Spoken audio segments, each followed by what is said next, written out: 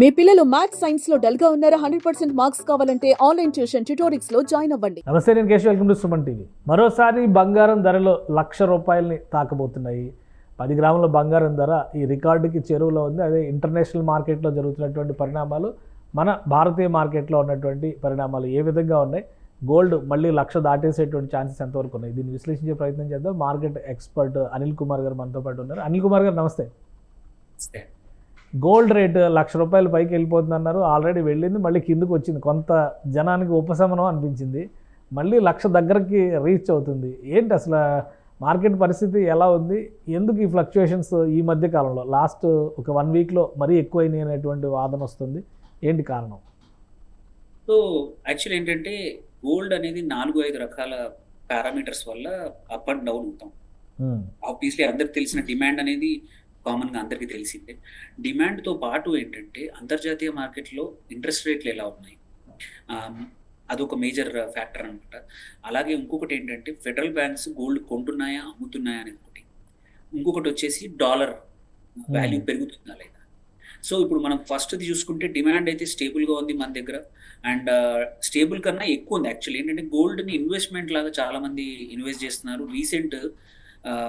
ఎప్పుడైనా సరే ఇన్వెస్టర్స్ రీసెంట్గా ఏది మంచి పర్ఫామ్ చేస్తే యాసెట్ వాటిపైన వెళ్ళే అవకాశం ఉంది. సో కన్జంప్షన్ కన్నా కూడా, అంటే గోల్డ్ వస్తువులు కొనడం, ఆభరణాలు కొనడం కన్నా కూడా చాలా మంది గోల్డ్ని ఇన్వెస్ట్ చేద్దామని కొంటా ఉన్నారనమాట.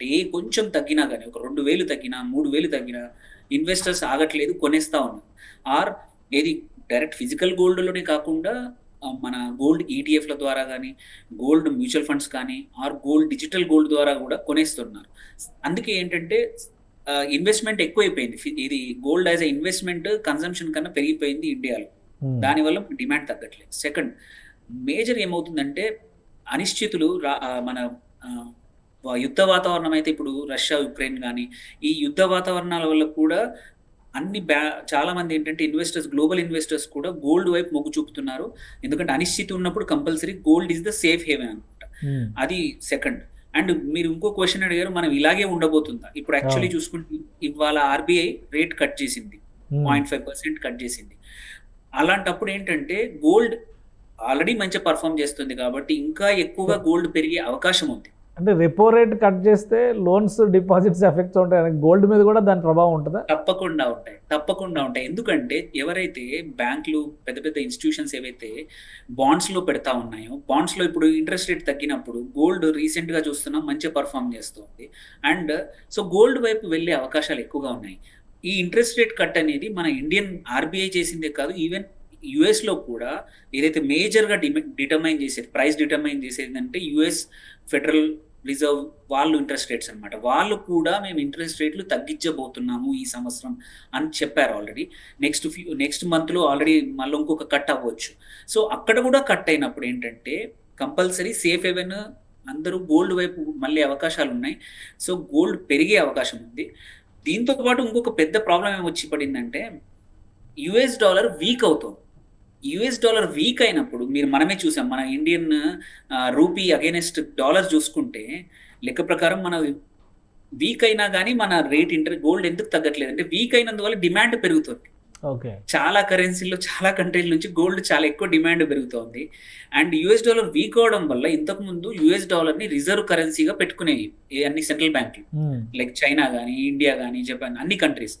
అవేంటంటే దీని మీద నమ్మకం తగ్గిపోయి యుఎస్ డాలర్ మీద గోల్డ్ మీద రిజర్వ్ పెంచుతా ఉన్నాయి, ఓపెన్ మార్కెట్లో కొంటా ఉన్నాయి గోల్డ్. అందుకోసమే లాస్ట్ మీరన్న 15 రోజులు కానీ 6 monthsలో ఎందుకు పెరుగుతుందంటే మామూలు నార్మల్ ఇన్వెస్టర్లే కాకుండా బ్యాంక్స్ కూడా కొంటున్నాయి సెంట్రల్ బ్యాంక్లో.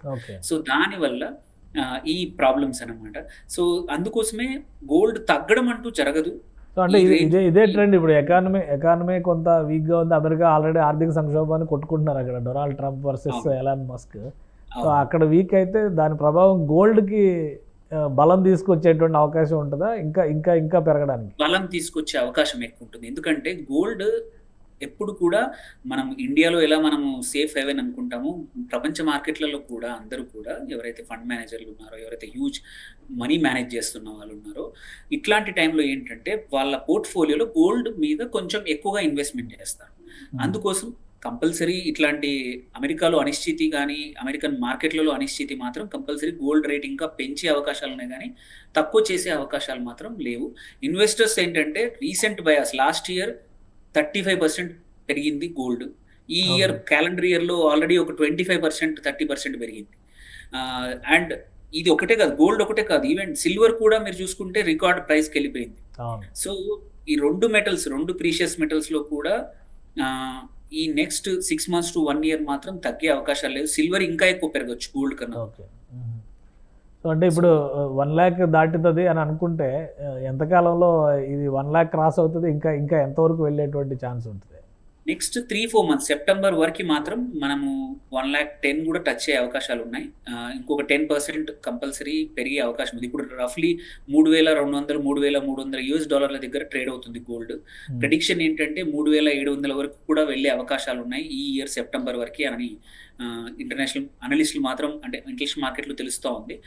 అదే రేటు మన దగ్గర చూసుకుంటే 1,10,000 కూడా దాటవచ్చు అనమాట. సో 1,00,000 అనేది ఇప్పుడు న్యూ నార్మల్ అవ్వబోతోంది ఈ సంవత్సరం. సో అంటే ఆర్నమెంట్ గోల్డ్ కూడా 1,00,000కి చేరిపోద్ది. ఇప్పుడు మనం ప్యూర్ గోల్డ్ 1,00,000 దగ్గర ఉంది కదా, మీరు చెప్పిన టైంలో ఒక 3 నెలల్లో ఆర్నమెంట్ గోల్డ్ కూడా 1,00,000 రీచ్ అయిపోయే ఛాన్స్ ఉంటుందా? తప్పకుండా ఉంది. ఎందుకంటే అప్పటికి యాక్చువల్లీ ఏంటంటే మళ్ళీ దీపావళి సీజన్ వస్తుంది, పెళ్లిళ్ళ సీజన్ వస్తుంది. సో ఇప్పుడు నెక్స్ట్ 1 month కొంచెం 1 or 2 months జూలై ఆగస్ట్ ఏంటంటే మాన్సూన్స్ వల్ల పెళ్లిళ్ళు తక్కువ అవుతాయి, కొంచెం డిమాండ్ తక్కువ ఉంటుంది. బట్ మళ్ళీ సెప్టెంబర్ అక్టోబర్ వచ్చిందంటే మళ్ళీ మన గోల్డ్ కన్సంప్షన్ ఎక్కువ ఉంటుంది అనమాట, ఎక్కువ కొంటా ఉంటాం మనం. అండ్ ఇంకొక ఏంటంటే గోల్డ్ పెరిగే అవకాశం ఏంటంటే ఈసారి మాన్సూన్స్ బాగా ఉన్నాయి, మోర్ దాన్ నార్మల్ అని చెప్పారు. సో మోర్ దాన్ నార్మల్ ఉన్నప్పుడు ఏం చూస్తున్నాం అంటే ఎప్పుడైనా సరే రూరల్ డిమాండ్ గోల్డ్ ఎక్కువగా కొంటారు. రూరల్ వాళ్ళు పెళ్లిళ్ళ ఇప్పుడు పంట చేతికి వచ్చేది మన అక్టోబర్ నవంబర్లో వస్తూ ఉంటుంది మళ్ళీ ఈ రబీ క్రాప్. అప్పుడు ఈ crop next crop kharif crop వస్తుంది కొన్ని కేసుల్లో. సో అలాంటి టైంలో ఇంకా గోల్డ్ పెరిగే అవకాశం ఉంది కానీ తగ్గే అవకాశం అయితే లేదండి. Right. Thank you Anil Kumar గారు విశ్లేషణ అందించడానికి. ఇది గోల్డ్ మార్కెట్ రోజు రోజుకి పైకి వెళ్ళేటువంటి సంకేతాలు చాలా స్పష్టంగా కనిపిస్తున్నాయి. ఒకవైపు ప్రపంచంలో యుద్ధ వాతావరణం, ఇంకోవైపు డాలర్ వీక్ అయిపోవడం, ఆర్థికంగా అనేక దేశాలు ఇబ్బందులు పడుతున్నటువంటి తరుణంలో సేఫెస్ట్ ఇన్వెస్ట్మెంట్ కింద బ్యాంకులే గోల్డ్ని నమ్ముకుంటున్నటువంటి పరిస్థితి ఉంది. కాబట్టి మరొక 3 నెలల్లో మినిమం 1,10,000కి తగ్గకుండా బంగారం ధరలు పెరిగేటువంటి అవకాశాలు కనిపిస్తున్నాయని అనిల్ గారు విశ్లేషిస్తున్నారు. ఇది special discussion. Keep watching. Suman టీవీలో మీ పర్సనల్ అండ్ బిజినెస్ ప్రమోషన్స్ కోసం కింది నెంబర్కి కాంటాక్ట్ చేయండి.